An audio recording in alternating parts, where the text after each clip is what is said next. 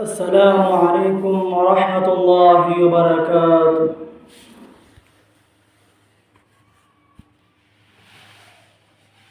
الحمد لله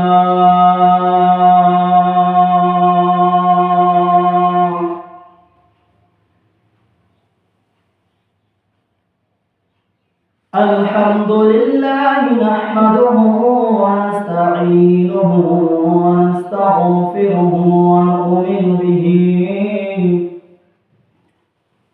ونتوكل عليه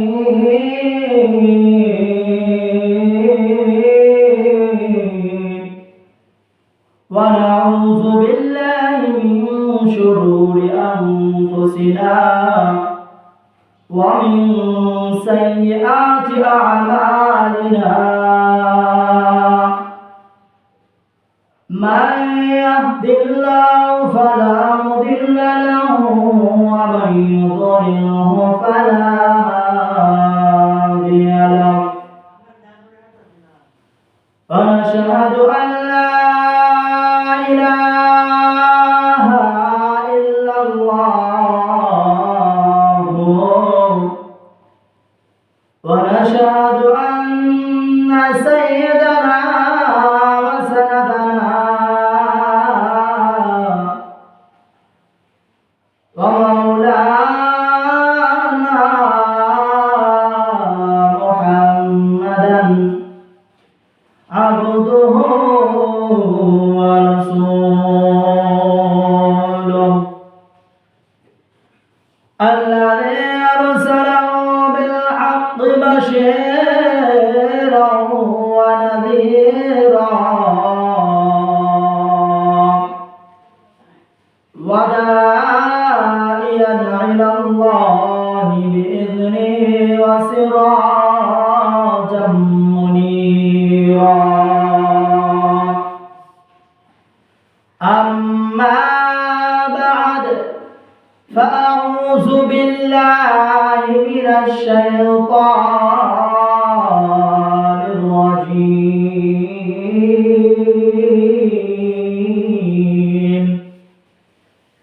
بسم الله الرحمن الرحيم.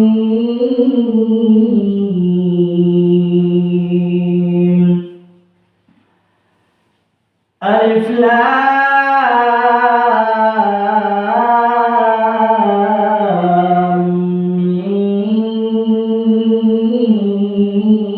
ميم. ذلك الكتاب لا ريب فيه هدى للمتقين. أو قال رسول الله صلى الله عليه وسلم طلب العلم فريضة على كل مسلم. يا أيها الذين آمنوا صلوا عليه وسلموا تسليما. اللهم صل على محمد وعلى آل محمد كما صليت على إبراهيم وعلى آل إبراهيم إنك حميد مجيد. اللهم بارك على محمد وعلى آل محمد كما باركت على إبراهيم وعلى آل إبراهيم إنك حميد مجيد. الحمد الحمد لمن قدر خيرا وقبلا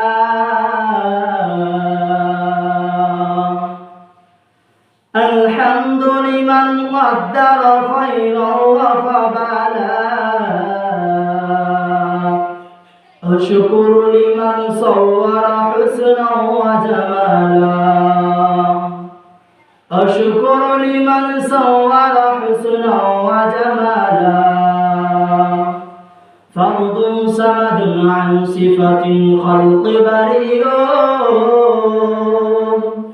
فرد صمد عن صفة خلق بريء رب عزلي خلقا خلق كمالا لا زد ولا ند ولا حد لمولى لا زد ولا ند ولا حد لمولى الآن كان ولم ينك زوالا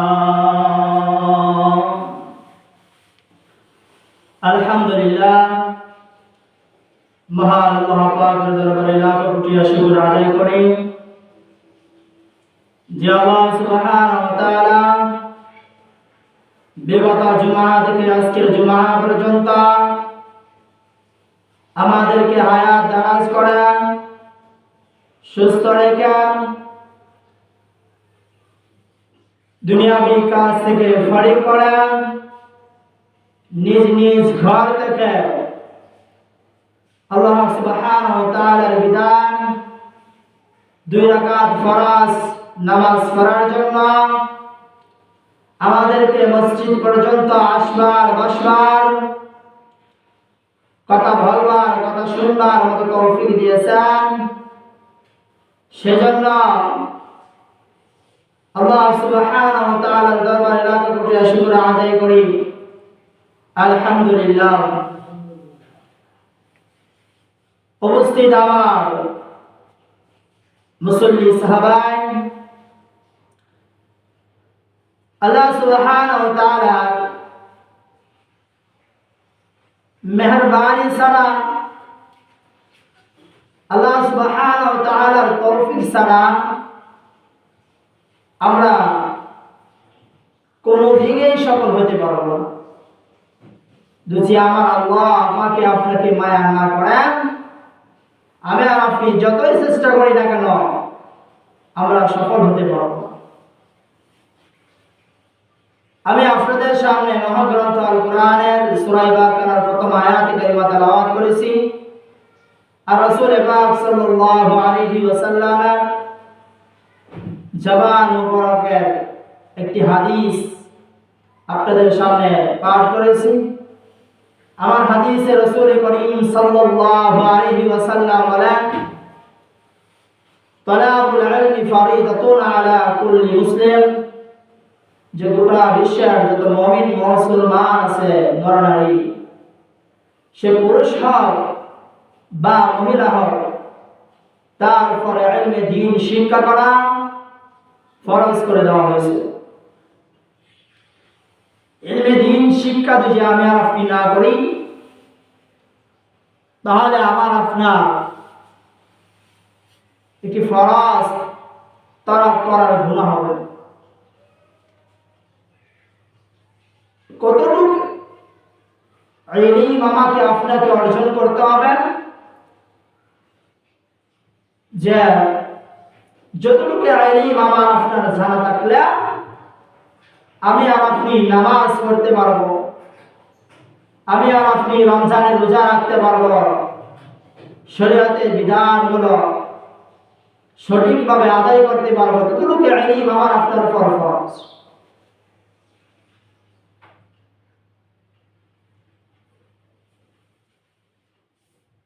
ইলম আল্লাহ সুবহানাহু ওয়া তাআলার পক্ষ থেকে আসে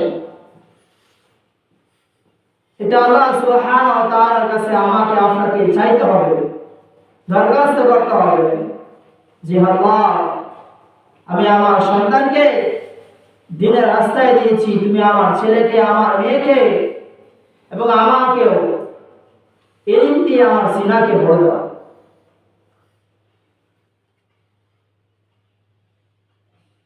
আজ থেকে 350 বছরের আগে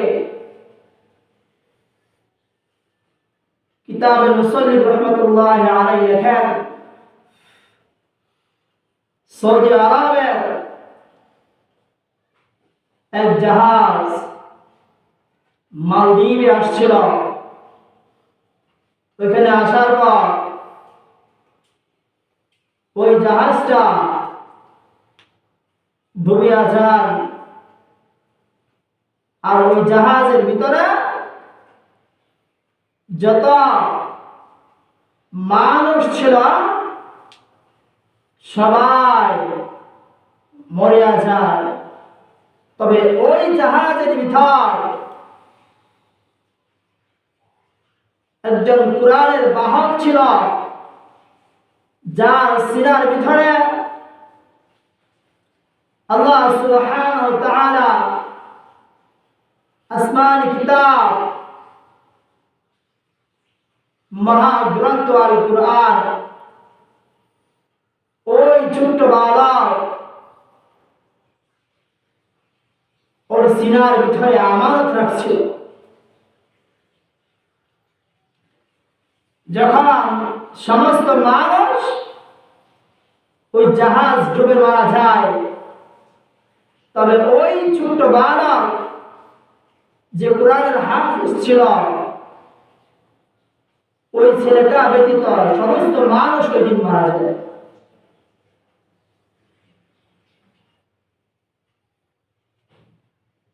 আর ওই ছোট্ট বালকটি একটি কাঠের তক্তার উপর ভাসতেছিল। আর ওই মালদ্বীপ নদীতে যখন জেলেরা মাছ ধরার জন্য নামল, তারা দেখতে পাইল যে একটি বালক ওই নদীতে ভাসতেছে। এবার ওই জেলেরা ওই ছোট্ট বালক কে ধরে তাদের জাহাজে উঠাইলেন। উঠানোর পর ওই বালককে তারা মালদ্বীপের বাজারে তুললেন। আজ থেকে 350 বছর আগে মানুষ বিক্রি হইতো, তখন ওই ছেলেকে বাজারে যখন তোলা হইল বিক্রি করার জন্য, ছেলেটার অনেক মূল্য ওই জেলেগুলো চাইতেছিল, যার কারণে অনেকেই দাম করে ওনাকে কিনতে পারে নাই। এক পর্যায়ে দীর্ঘ সময় দাঁড়ানো থাকার পর ওই মালদ্বীপ ছিল হিন্দুদের বসবাসের জায়গা। ওই জায়গায় কোনো মুসলিম ছিল না, বিধর্মীরা ছিল।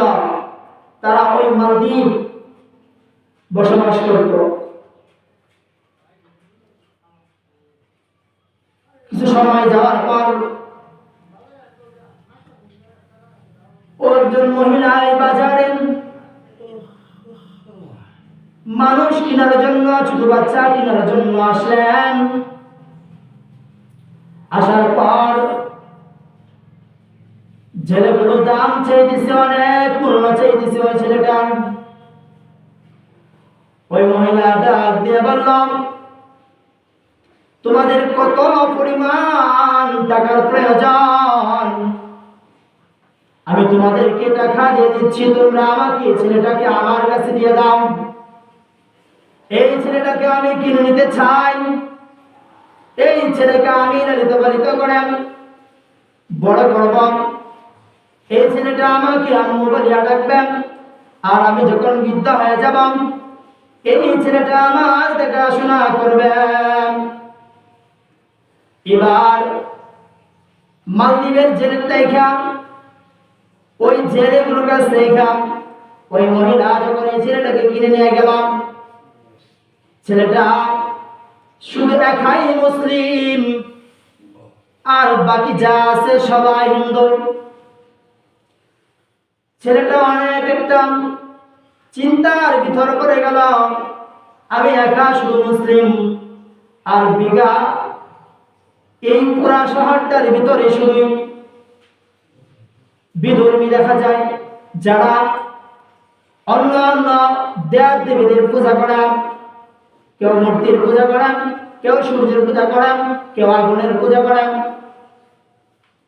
এই অবস্থায় দেখতে দেখতে দীর্ঘদিন ওই ছোট্ট বালকের পার হয়ে যাচ্ছে, চলে যাচ্ছে।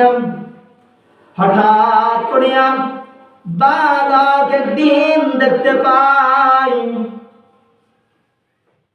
তার ওই যে মহিলা তাকে কিনে নিয়ে গিয়েছিলাম, ওই মহিলা কান্না করতেছেন।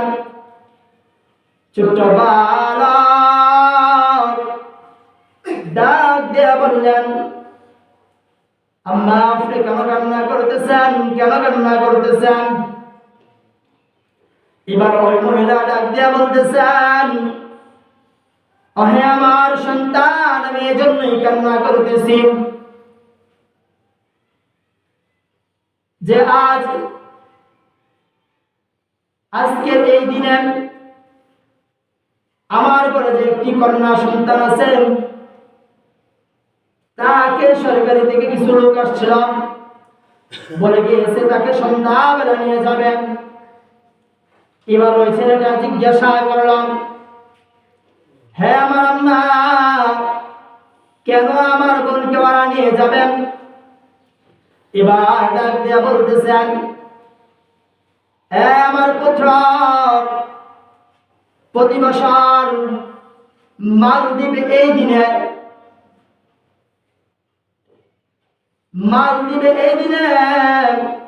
বন্যা হয়, সিজন হয়, যার কারণে মালদ্বীপ ডুবে যায়। জলস্রোতের কারণে মালদ্বীপের অনেক ক্ষতি হয়। তৎকালীন সময় ওই রাজা তার প্রজাদের ভিতর দেখা খুঁজে পণ্ডিতদেরকে গণিতদেরকে বের করে আনলেন, আনিয়া জিজ্ঞাসা করলেন কেউ এমন হয়? ওই সমস্ত গণকরা বলে দিলাম যে মালদ্বীপ শহরের যে নদ আছেন, ওই নদীর ভিতরে একটা দুষ্ট জিন আছে। ওই জিনে প্রতি বছর এরকম কাজ করে থাকেন। যদি এ থেকে সমাধান পেতে হয়, তাহলে প্রতি বছর এই দিনে মালদ্বীপ নদীর পাশে যে ওই রাম মন্দির আছে, ওই রাম মন্দিরে একটি করে কুমারী মেয়ে দিতে হবে। আর যদি একজন করে কুমারী মেয়ে দেওয়া হয়, তাহলে ওই জিন আসিয়া ওই মেয়েটাকে খেয়ে ফেলবেন, আর পরের দিন সকালবেলা ওই মেয়ের লাশটাকে আমাদের কাছে ফেরত দেওয়া হয়। তদ্রুপ ঠিক সেভাবেই ওই পণ্ডিত গুলোর কথা যখন মানিয়া রাজা লিস্টি করলো যে মালদ্বীপ শহরে কতগুলো কুমারী মেয়ে আছে, তাদের লিস্টি করা। আর লিস্টি করার পর প্রতি বছর একজন করে মেয়েকে লটারির মাধ্যমে ডেকে নেওয়া হয়। আজ আমার মেয়ের লটারিতে নাম উঠে গিয়েছে। আর কিছু সময় পরে সন্ধ্যাবেলা আসিয়া ওই সেনাদয়া আসিয়া আমার মেয়েকে নিয়ে যাবে, আর আগামীকাল সকালবেলা আমার মেয়ের লাশকে আমার কাছে ফেরত দিয়ে দিবে। আমি সেই বেদনায়, সেই কষ্টে কান্না করতেছি। এবার ওই ছোট্ট বালক ডাক দিয়ে বলতেছেন,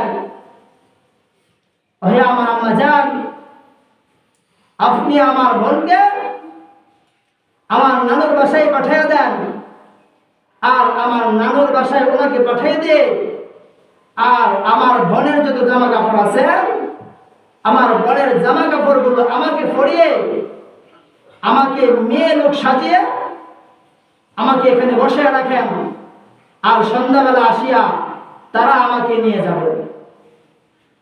এবার ওই মহিলা ডাক দিয়ে বলতেছেন, না না না, আমার পুত্র, আমার মেয়ে চলে যাক, এতে আমার কোনো দুঃখ নাই। কারণ মেয়েকে যখন বিবাহ দিয়ে দিবাম, মেয়ে তো অন্যের বাসায় চলে যাবে। আর যদি তোমাকে আমি আমার হাত ছাড়া করি, তাহলে আমি যখন বৃদ্ধা হব, কে আমাকে দেখাশোনা করবে? না না না, এই কাজ কখনোই করা যাবে না। এবার ওই ছোট্ট বালক হাফেজ কোরআন ডাক দিয়ে বলতেছেন, ওহে আমার আম্মা জান, আপনি চিন্তা করিয়েন না, আপনি টেনশন নিয়েন না, আপনি একদম চিন্তা করবেন না। আমি আপনাকে যেভাবে বললাম আপনি ঠিক সেভাবে আমার সাথে এরকম কাজ করেন। এবার ওই ছোট্ট বালককে মেয়ে লোক সাজিয়ে ওই খাটের উপর বসে রাখা হইল। যখনই সন্ধ্যা হয়ে গেল, সন্ধ্যা হওয়ার পর সরকারের পক্ষ থেকে সেনাদল আসিয়া দরজায় নক করলেন। নক করার পর ওই মহিলা দেখে বলতেছেন, হায় হায়, এখন বুঝি আমার ছেলেকে ওরা নিয়ে চলে যাবে। এবার ওই ছোট্ট বালককে ওরা যখন হাতে ধরে টানতেছে, তখন বালক বলতেছে, আমাকে তোমরা হাতে ধরে টানতে হবে না, আমি আমার ইচ্ছাই যাব, তোমরা আমার হাত ছাড়া, আমি যাবো তোমাদের সাথে। এবার ওই ছেলেকে নিয়ে ওই রাম মন্দিরে, মালদ্বীপের নদের কাছে যে রাম মন্দির, ওই মন্দিরের ভিতর রেখে দিল। রেখে দেওয়ার পর ওই ছেলে যখন এখান থেকে তার মার কাছ থেকে যায়, তার মাকে বলেছিল, মা তুমি আমার সঙ্গে একটি জায়নামাজ দিয়ে দিবা। ওই জায়নামাজ দিয়ে ওই রাম মন্দিরে যখন এই ছোট্ট বালক হাফেজ কোরআন তার কে রাখা আসলো, রেখে আসলো, রেখে আসার পর ওই মন্দিরে ওই ছোট্ট বালক জায়নামাজটা বেশে আল্লাহ সুবহানাহু ওয়া তাআলার কুদরতি বাই সিজদায় পড়ে দিয়ে বলতেছেন, হে আল্লাহ, আজ প্রমাণ হবে যে জিনের শক্তি বেশি না তোমার কোরআনের শক্তি বেশি। এভাবে ওই ছোট্ট বালক হাফেজ কোরআন সিজদায় পড়িয়া কান্না করতেছে আর আল্লাহ তাআলার কাছে দোয়া করতেছে। কিছু সময় পর সিজদা থেকে মাথা বসাইয়া ওই ছোট্ট বালক হাফেজ কোরআন সে তার মাথা বসাইয়া এবার আল্লাহ সুবহানাহু ওয়া তাআলার কোরআন এর ভিতরে সব থেকে যেটাকে আমরা ফজরের নামাজের পর পড়ে থাকি সূরা ইয়াসিন তেলাওয়াত করতে শুরু করলেন। যখন মধ্যরাত হয়ে গেল, হওয়ার পর দেখতে পারলো 12টার পরপরই ওই নদ থেকে সিজর আসতেছে, সামন দিকে বড় ঢেউয়ের আকারে আসতেছে, ওই নষ্ট জিন আসতেছে। এবার ওই ছোট্ট বালক হাফেজ কোরআন সূরা ইয়াসিন তেলাওয়াত করতেছেন আর আল্লাহ সুবহানাহু ওয়া তাআলা কে বলতেছেন, ওহে আমার মালিক, আজ প্রমাণ হবে যে ওই জিনের পাওয়ার বেশি না তোমার কোরআনের সূরা ইয়াসিনের পাওয়ার বেশি। এই বলি ইয়াসিনের এক মুবিন পড়িয়া ওই ছোট্ট বালক যখন ওই দিকে মন্দির থেকে ফু দিলেন, ওই মন্দির থেকে ফু দেওয়ার পর এই ফু যখন ওই পানির উপর লাগলেন, সঙ্গে সঙ্গে ওই কোরআনের পাওয়ারে পানি আর সামন দিকে আসতে পারলেন না, সেখানেই থামিয়া গেলেন। দোস্ত আমার, এই দেখেন ছোট্ট একটি বালক হাফেজ কোরআন, যার সিনার ভিতরে আল্লাহ সুবহানাহু ওয়া তাআলা 30 পারা কোরআন রাখছেন। আমি আর আপনি চাইলেই কোরআনের হাফেজ হইতে পারবো না। কয়েকটি জিনিস আল্লাহ সুবহানাহু ওয়া তাআলা আল্লাহর পক্ষ থেকে সিএমএ এর ভিতর এক নাম্বার নবী, যে আল্লাহ সুবহানাহু ওয়া তাআলা কাকে নবী বানাইয়া দুনিয়া জমিনে পাঠাইব, এটা আল্লাহ তাআলা কি করেন? নির্ধারণ করেন। নাম্বার 2 রাসূল। নাম্বার 3 সাহাবা, যারা দেরকে আল্লাহ সুবহানাহু ওয়া তাআলা আমার নবীর যুগে পাঠাইছেন, ওরাও কিন্তু আমাদের সাথেই ছিল, আমরাও কিন্তু তাদের সাথেই ছিলাম। রোহের জগতে আমরা সবাই একসাথেই ছিলাম। ওদের ভিতর থেকে যাচাই করে আল্লাহ সুবহানাহু ওয়া তাআলা তাদেরকে সাহাবীদের জমানায় পাঠাইয়া, নবীর যুগে পাঠাইয়া তাদেরকে সাহাবা বানাইছেন। আর একটা বিষয় হইল যে কে কোরআনের হাফিজ হবে, কে কোরআনের আলেম হবে, কে মাওলানা হবে, কে মুফতি হবে, কে মুহাদ্দিস হবে, এটা আল্লাহ সুবহানাহু ওয়া তাআলার পক্ষ থেকে নির্ধারণ হয়। আমাদের সমাজে দেখবেন অনেকের বাবা লাখ লাখ টাকা আছে, সন্তানের পিছনে লাখ লাখ টাকা খরচ করতেছে, কিন্তু তার ছেলে হাফিজ হইতে পারে না, আলেম হইতে পারে না।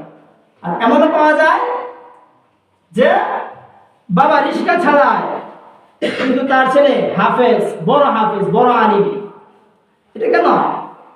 এটা আল্লাহ সুবহানাহু ওয়া তাআলার পক্ষ থেকেই নির্ধারণ হয় যে কার সন্তান কি হবে না হবে। যে গত জুমায় আমরা আলোচনা করতেছিলাম যে আমাদেরকেও এতটুকু ইলম জানার দরকার, যতটুকু ইলম জানলে দুনিয়াতে চলতে ফিরতে ইসলামের যে বিধিবিধানগুলো আছে এগুলো মানতে যেন অসুবিধা না হয়। এগুলো আমাকে আপনাকে জানতে হবে, বুঝতে হবে। আর দ্বিতীয় কথা বলছিলাম যে আমাদের ঘরে প্রত্যেককে আল্লাহ সুবহানাহু ওয়া তাআলা ছেলে সন্তান দিয়েছেন, মেয়ে সন্তান দিয়েছেন, ওদেরকে অবশ্যই ইলমে দ্বীন শিক্ষা দিতে হবে। ওদেরকে যদি আমরা ইলমে দ্বীন শিক্ষা না দেই, কালকে আমাদের দিন আমরা ধরা হয়ে যাব। এজন্য আসুন আমরা সকলেই নিয়ত করি যে আল্লাহ সুবহানাহু ওয়া তাআলা আমাদের সন্তানদেরকে কোরআনের হাফেজ আলেম বানানোর জন্য আমরা চেষ্টা করব। আর আল্লাহ তাআলার কাছে দোয়া করব আল্লাহ সুবহানাহু ওয়া তাআলা আমাদের প্রত্যেকের সন্তানকে কবুল করুন। সকলে বলে আমিন। ওয়া আখিরু দাওয়ানা আলহামদুলিল্লাহি রাব্বিল আলামিন।